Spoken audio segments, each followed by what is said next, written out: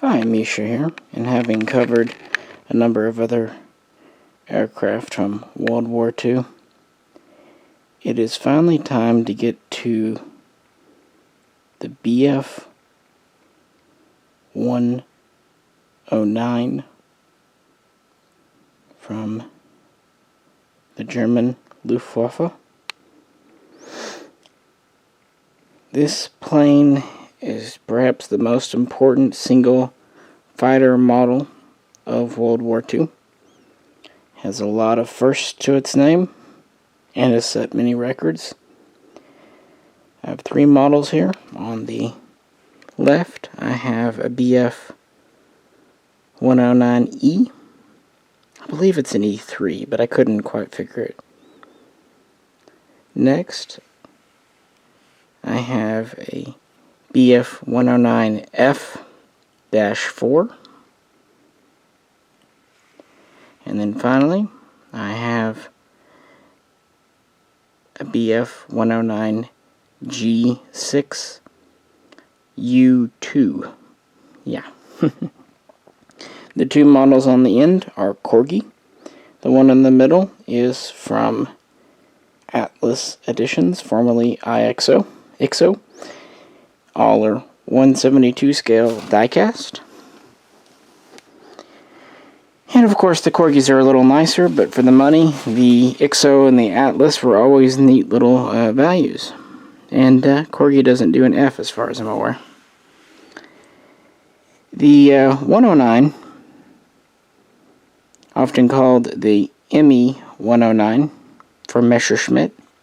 Also, the name Messer was used by the Germans and the enemies, especially Russia. Messer being, of course, just an abbreviation of Willy Messerschmitt's name, but also meaning knife in German, which is actually very apt for such a thin, light, effective aircraft.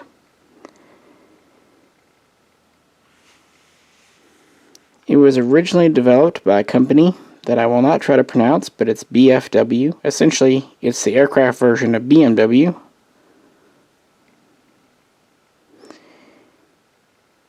But was bought out by Messerschmitt in 1938.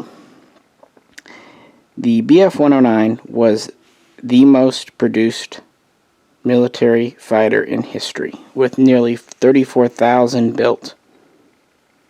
Not even counting all variations built in nations like Switzerland and Spain.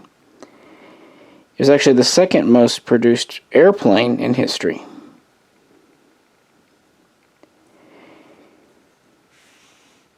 There would be 10 major variants or models with over 80 sub-variants and types, which made researching this video pulling my hair out. Every time the Germans changed something, they gave it a new name.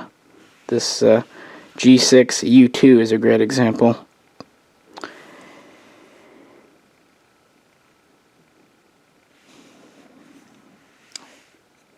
It would first see service with the Condor Legion, sent to Spain in very late 1936, and would see service throughout every theater of World War II until the very end, May 7, 1945.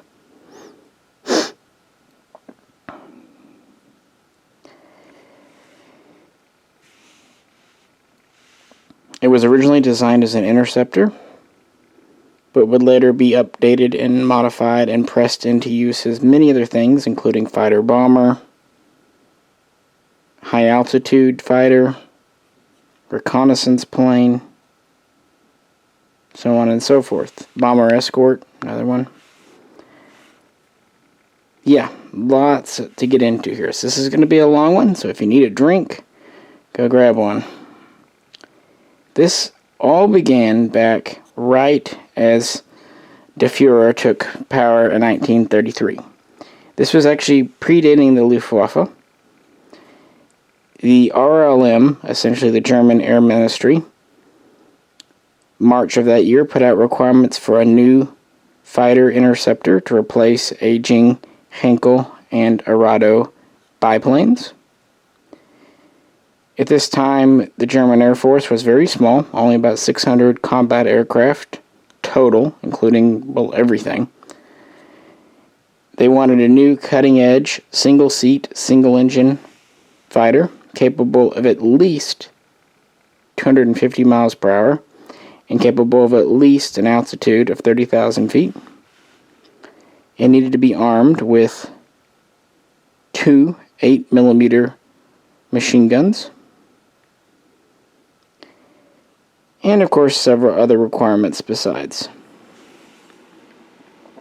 So this outline went out, and by 1934 essentially 4 companies were invited to submit 3 prototypes each, hopefully ready by 1935.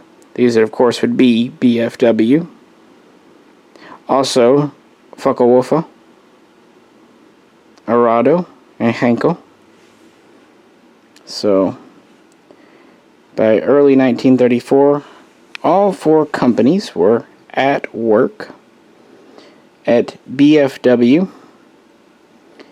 the earliest design sketches would be March, and then by May they pretty much had it sketched out.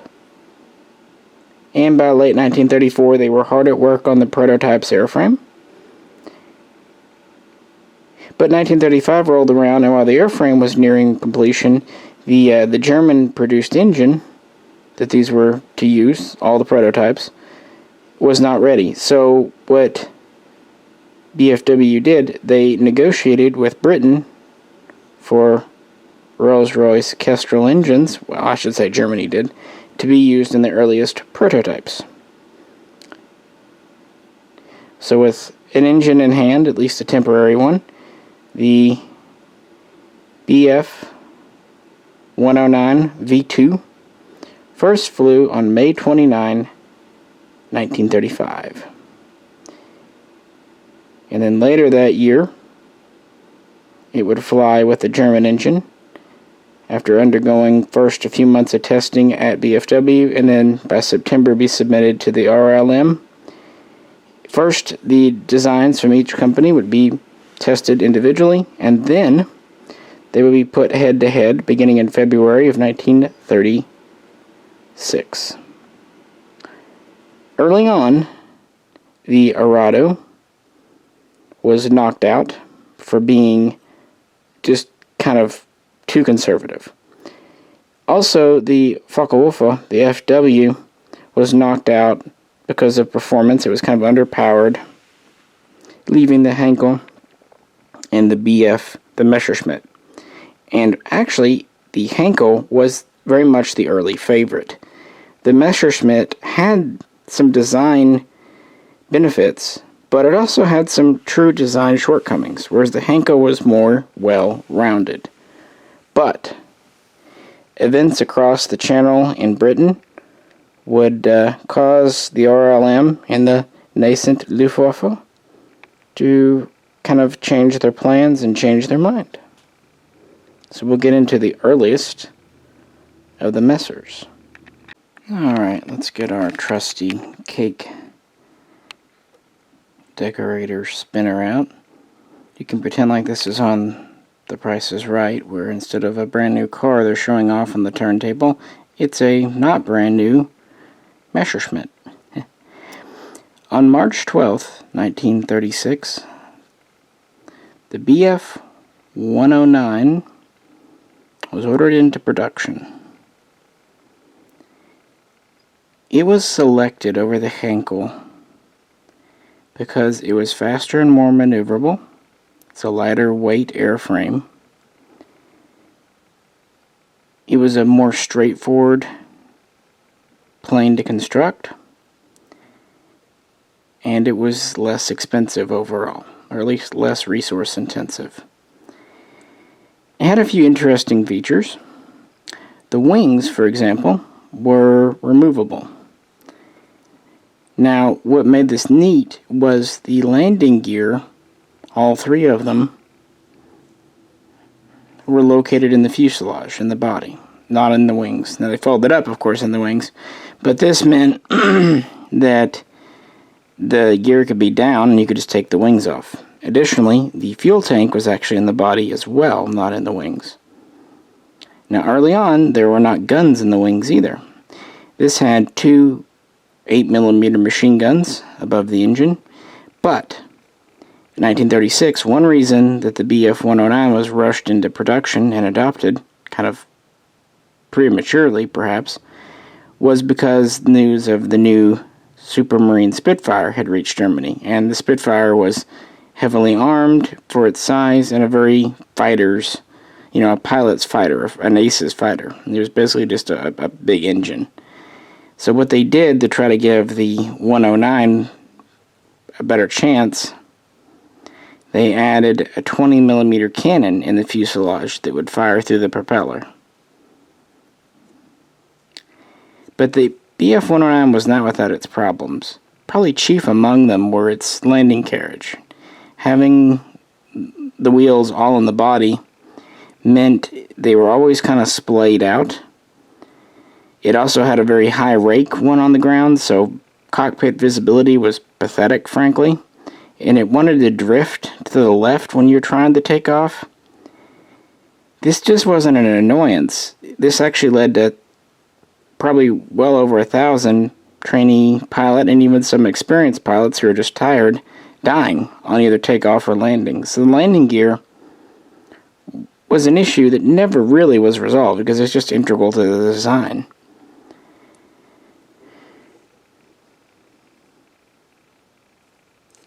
Nevertheless, basically the Bf-109A, and I do apologize for not having an early one to show you, was essentially the prototypes and initial production version. The Bs were the first ones to really go into full scale, and they were first tested in the field when they were sent to Spain in very late 1936 at the behest of the Fuhrer, of course, to be used by the Condor Legion, just to try them out. These were first seen by the public during the Berlin Olympics of that year as well. Initially, pilots were pretty impressed with the new plane. This was a very modern plane replacing the old biplanes, but funnily enough, the enclosed cockpit was a point of early contention because your old World War I era pilots, they liked the open cockpit so they could quote-unquote smell the enemy. One thing that was kind of learned early on was that having 2 machine guns and a cannon may not be enough firepower. So beginning with the Bf-109C,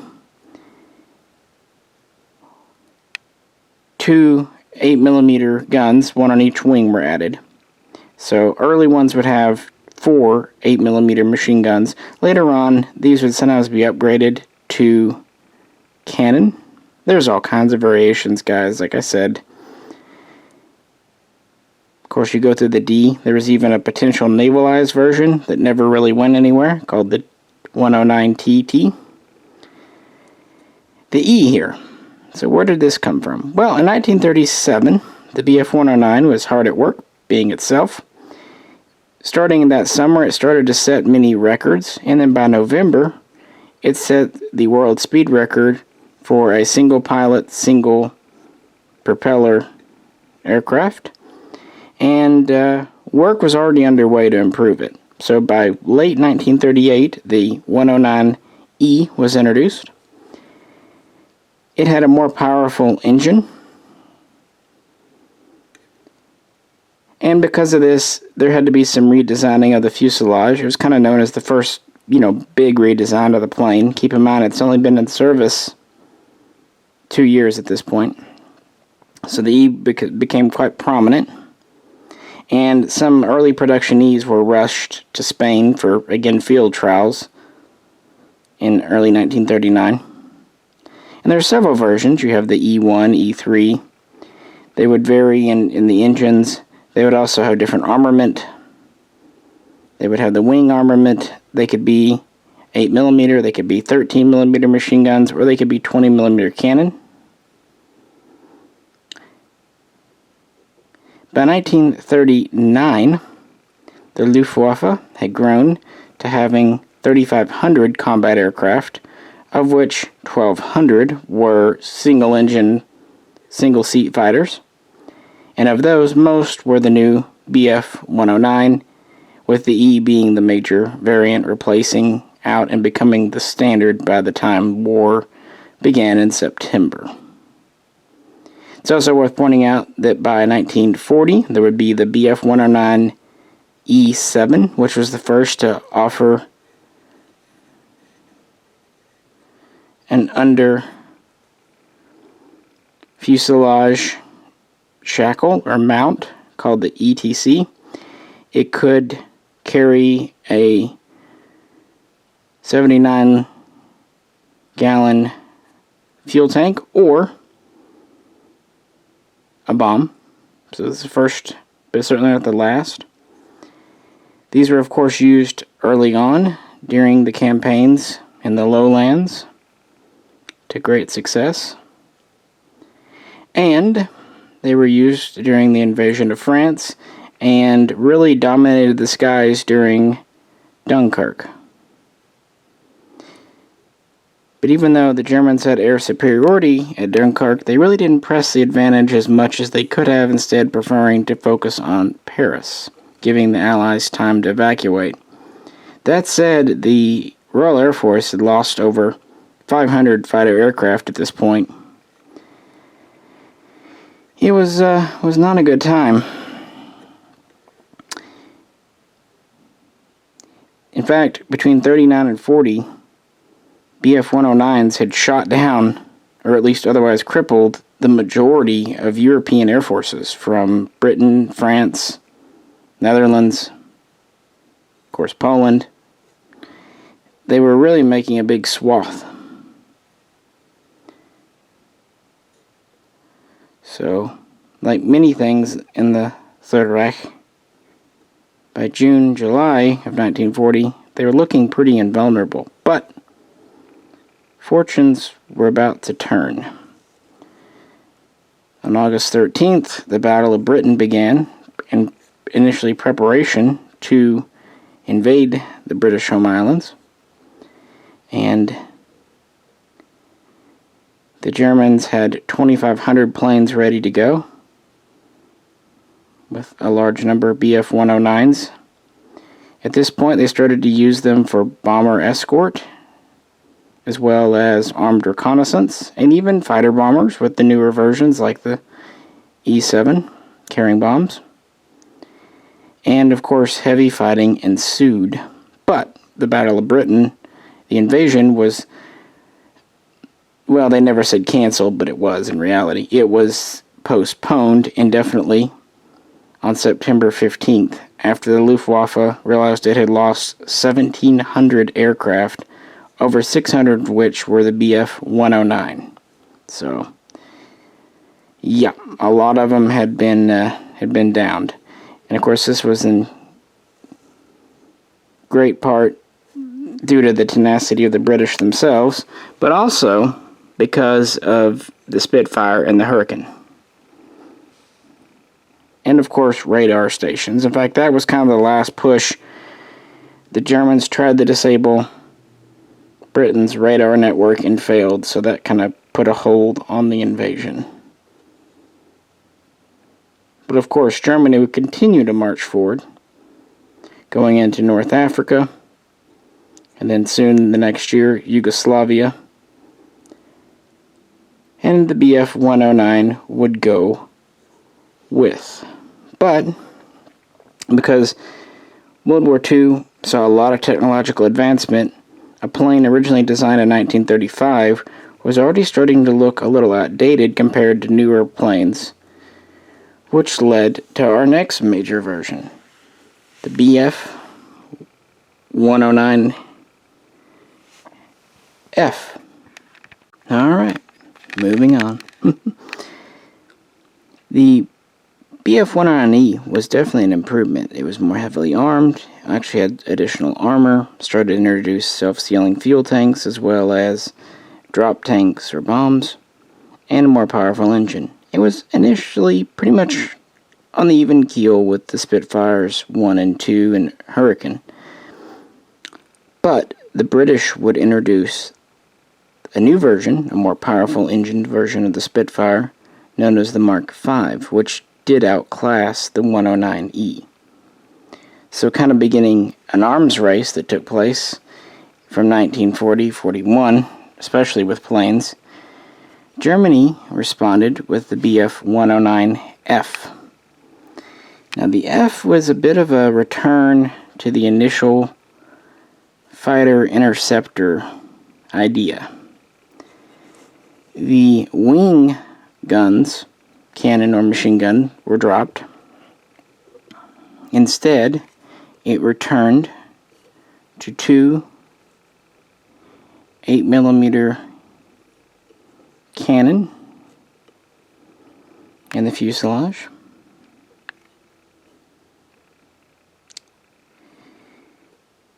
It also had a 20mm, I said cannon, I apologize, machine guns. It had a 20mm cannon in the fuselage as well. Had an uprated engine. They redesigned the wings. They clipped the wings. Originally they had kind of a square, but then they went to a semi-rounded tip for better performance. The clipping helped speed, especially at high altitudes. Although at low speeds it could negatively impact maneuverability, so that's when they went to the semi-rounded tip. They also redesigned the tail, getting rid of the little support struts and spar. They went to a new semi-retractable tail wheel. They went to kind of a new engine cowling, a little more streamlined design. And the F1 was introduced, and it had a 20mm cannon, but these were at the time in short supply, so the F2 was also introduced as kind of a stopgap with the substitute standard 15mm cannon. Then the F3 had an uprated engine. And then finally we get to the F4, which you'll read many considered to be the high water mark of the ME-109 or Bf-109, at least in terms of being a pure fighter. It had the uprated engine and 20mm cannon. Oh, I forgot to also mention, these had a new lightweight alloy propeller. And they also used new lightweight alloy drop tanks if needed. So the Bf-109 F4 was introduced in May of 1941. And therefore, these were ready for some early use during Operation Barbarossa in June of 1941, the invasion of Russia. Germany fielded about 450 Bf-109s, both E's and F variants, along with over 2,000 other aircraft. And early on, as most of you know, the Russians were really caught with their pants down. Bf-109s shot down 300 Russian fighters and destroyed even more on the ground before they even had a chance. After a month, 4,000 Russian aircraft had been lost, at the cost of only 150 German. So while on the Western Front, we would have this kind of leapfrogging with the Spitfire and this and that, the Mark V introduced to top the 109E and then the 109F, Britain would introduce the Spitfire Mark IX, which would again top the 109F. In the East, yeah, it was pretty much owning the Soviets for a time. But, of course, this wouldn't last forever. Now, towards the end of 1941, Germany would field the new Focke-Wulf FW-190, a different design, but I will definitely do a video on that too. So we'll kind of save that content for that. But in the interim, for the last several years, the Bf-109 was pretty much the only fighter in the Luftwaffe. The F variant was kind of mixed received. Fighter aces liked it for its better handling, but some people did not like it for its reduction in armament. But as a pure fighter, it's pretty much the best. By 1942, these were being increasingly replaced in Western Europe by the new Focke-Wulf, but were still continued to be flown successfully in North Africa, Middle East, and probably most importantly, Russia.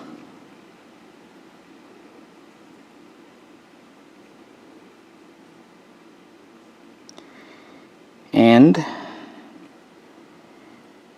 now we'll get to the most heavily produced version or variant, the 109G. By 1942, with the FW-190 more and more taking over the pure fighter role, at least at low altitudes, a new version of the BF-109, the G1, was introduced in February. Originally, this was the first to have a pressurized cockpit, and it was a high-altitude interceptor to be used against bombers. The FW-190 was, generally speaking, superior to the Messerschmitt. However, the Messerschmitt still retained better high-altitude performance. This is because it had a liquid-cooled engine rather than an air-cooled. Yeah, the G1 is very similar to a late production F4. It went from having 8mm machine guns in the wings, we're back to the wing guns, to having 13mm machine guns. Later versions could even have 20 or 30mm cannon. And we still have the two 8mm in the fuselage as well. And of course, we have a mount for a drop tank. The G2 was introduced a short time later in May. It was an unpressurized version, meant more as a fighter bomber or reconnaissance plane. The G3 and G4 were the same planes, but upgraded with a better, more long-range radio. Then next would come this version, the G6. The G series was the most produced model, and of the Gs, the G6 was the most produced variant. We have the bulges in the wings now for the new guns. We also have bulges for larger landing gear. We have a larger tire in the wheel as well, which is no longer retractable. We start redesigning the cockpit a bit to provide better armor and also better visibility. We have another uprated engine. Generally speaking, it's just a more armored plane.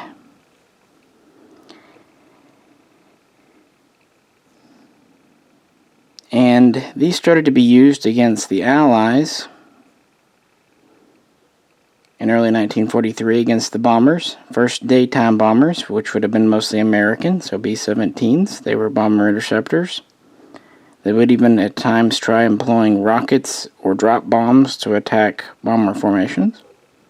Then later in 1943, they would coordinate with searchlights and radar on the ground to serve as nighttime interceptors against British bombers. In the east, these would be used in the Battle of Kursk, along with older BFs, and prove quite successful, downing over 400 Soviet fighters, but the tide was turning. The BF-109 was pretty much at the edge of its performance envelope and its upgradability. They had really done what they could, and the G was not as maneuverable and had lost some speed to the earlier versions. It was still a capable fighter, but The UK continued to introduce newer versions, more capable versions of the Spitfire. America introduced first the P-47 Thunderbolt in 43, and then a short time later, the P-51 Mustang. These not only attacked the Bf-109s, but also better protected the bomber forces. And then Russia kind of got their act in gear and introduced new planes like the Yak-3 and Lavochkin LA-5 and later LA-7. So they continued to improve, either introducing wholly new designs or much improved versions of existing designs, but the Bf-109 was pretty much at its end. Nevertheless, Germany ramped up production for sure. 1942, they built about 3,500. 1943, this was up to 6,250. And in 1944, they constructed an amazing number, 13,000. However, by this point, Germany was running low of critical resources, namely steel and aviation fuel. So, by the time of the D-Day invasion at Normandy, the Luftwaffe was already under strength. It had also been losing skilled pilots more and more rapidly and rushing training of replacements more and more. And remember what I said about the landing gear on these still being problematic. So, yeah, quite a few pilots, young pilots, were lost during testing. By August, the Allies had broken out of northern France and were slowly but surely marching towards Germany, so more and more the Me-109 was being used on the defensive. Same kind of goes for the Eastern Front. Germany was being rolled back there by the Red Army with its air support from the VVS. In January of 45, the Germans did try mounting a major offensive using 800 aircraft to attack Allied forward airfields in places like Holland and Belgium. And they did manage to destroy 200 Allied aircraft at the cost of 100 fighters, including the Focke-Wulf and the Messerschmitt. The problem is the Allies could afford to lose 100 or 200 or 300 fighters. The Germans could not. This also used up much of their fuel reserves. Other operations in February with other planes would continue to use up what small reserves they had left. By April, it was pretty much all over, but still, on the 7th, there was a last gasp where 120 Messerschmitts were sent essentially on a suicide mission to ram American B-17s and other bombers. And it was as much of a disaster as you would think. 8 B-17s were knocked out of the sky, but at the cost of 105 German fighters. So after that, that pretty much broke the backbone of the Luftwaffe, bringing to an end the career of the Bf-109 in Germany. There would be later versions. There was the G-14, which tried to kind of standardize a lot of the changes made throughout all the variations of the G series. There's also the K series, but the G remained pretty much the most heavily produced and used because it was more versatile, and it kind of found its niche as a fighter bomber and high altitude plane.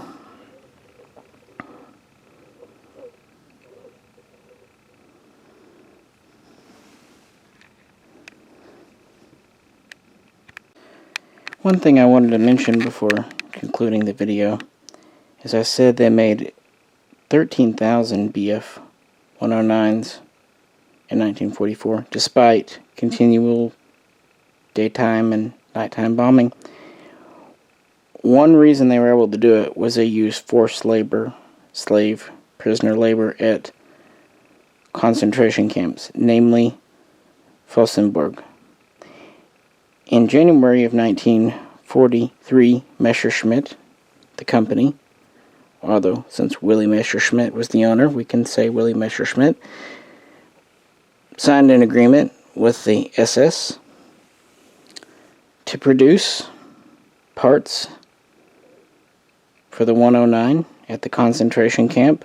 Nominally, the name of the SS factory was Dest, but it was basically just a slave labor factory. Messerschmitt provided resources and parts, and the SS provided the labor.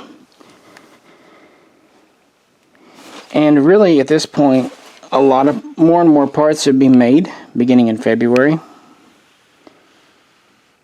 And they would even force prisoners to construct underground tunnels for facilities that could be essentially bomber-proof, which was good for them because the Messerschmitt factory, not surprisingly, was a major target for the Allies, and it had a major bombing in August of 43 and continued to be bombed throughout 44. Meaning that a heavier and heavier amount of production was shifted over to the concentration camp, as well as other subcontractors. In fact, some assembly was even moved to Austria. This is something I wanted to mention to give credit where credit was due for those souls who lost their lives there. But anyway, I usually give specs in these videos, but since the 109 is such a changing aircraft, it's hard to do. It's a little under 30 feet long. That didn't change a whole lot, but the wingspan would change anywhere from 30 to 33 feet. Maximum speed would fluctuate anywhere from 350 to over 400 miles per hour. It had a ceiling as much as 39,000 feet, give or take. Armament, we've already talked about. It's changing from 4 to 3 to 2 to 3 to 4, yep, anywhere from 8mm all the way up to 30mm guns. It could carry up to a 550-pound bomb, or 2 8mm rockets, or 1 to 2 drop tanks to extend the range. And there was a 2-seat version made for training, although produced in relatively limited numbers. So, kind of my overview of the 109. Hope you enjoyed it. We will, like I said, get to other planes like the Focke-Wulf and the Stuka. These models, the 2 Corgis are just what you'd expect from Corgi. Pretty much all metal with spinning propellers, gear up or down. The Atlas is not bad. It also has a spinning propeller and antenna. Gear can be displayed up or down. But it is lighter, but then again it costs half as much. These are 20 to 25 bucks.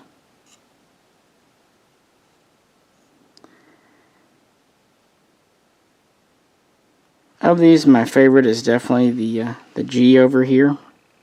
It's probably the most solid feeling model. And I like the big blister guns. These are actually called the bulge or the boil because of all the bumps and whatnot on the wings for the G model. But there is something to be said for the cleaner F and even E's. Of course, there are a lot of 109 models out there, from inexpensive to very expensive. These are all kind of mid-range. Corgis are around 40 to 50 bucks. But yeah, I thought it was time to get in with Germany, and this seemed like the most reasonable place to start. It's worth pointing out, as I said at the beginning, that these would continue to fly in other air forces after the war. Switzerland would fly them through the 1950s. Finland would also have some BF-109s. But probably the longest user was Spain, who did build some, or at least close clones, and continued to fly them through 1965. I mean, by which time they were, of course, hopelessly obsolete, but that didn't matter. But yeah, hope you enjoyed this. Hope I got something on camera. If you have any questions or comments, please do post them below. And if you could, like, share, and subscribe. And now, I'm going to go rest. This is Misha, and I'll catch you very soon next time.